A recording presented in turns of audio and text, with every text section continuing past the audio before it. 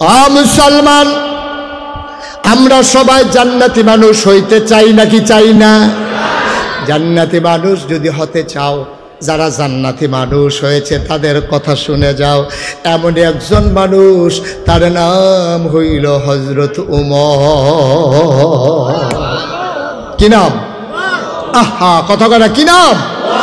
এমন একজন মানুষ, নাম হইল উমর। অর্ধ পৃথিবীর প্রেসিডেন্ট, ৩১ লক্ষ বর্গ মাইলের প্রেসিডেন্ট তিনি ছিলেন। অর্ধ পৃথিবীর প্রেসিডেন্ট, আমিরুল মুমিনিন, খলিফাতুল মুসলিমিন, জান্নাতের সুসংবাদ প্রাপ্ত দ্বিতীয় মানুষ উমর। নবীজি একদিন ডাক দিয়া কয়, উমর রে, ওমর, আনা খাতামুন নাবিয়্যিন লা নাবিয়্যা বাদি, আমি হলাম সর্বশেষ নবী, আমার পরে নবী নাই।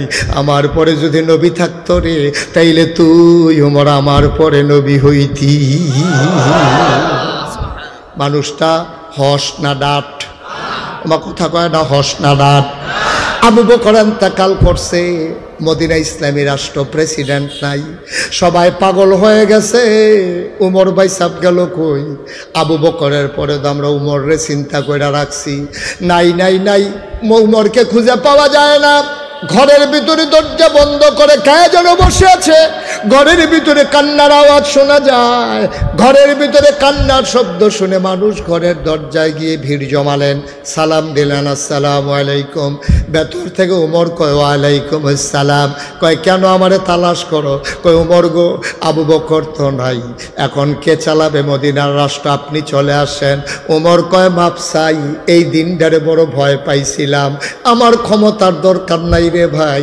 আমার ফুরাত নদীর তীরে, আমার ফুরাত নদীর তীরে একটা কুকুর যদি না খাইয়া মারা যায়, উমর যদি আমারে, আল্লাহ যদি আমারে জিজ্ঞেস করে, উমর রে, তোর দেশের ভিতরে কুত্তা কেন না খাইয়া মারা গেল, জবাব দে।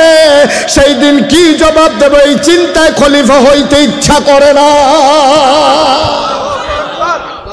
জান্নাতের সুসংবাদ প্রাপ্ত মানুষ, দুনিয়ায় থাকতে জান্নাতের খবর পাইয়া লাইছে, যেমন তেমন মানুষ কইরো না। নবীর দরজা খোলা থাকলে নবী হইতো উমর, এই উমরে সাহস পায় না। আর আমরা তারা নির্বাচনের খবর নাই। 2 বছর আগে গাছের ভিতরে ফেস্টুন লাগাইয়া আতলা রে, শুভেচ্ছা শুভেচ্ছা।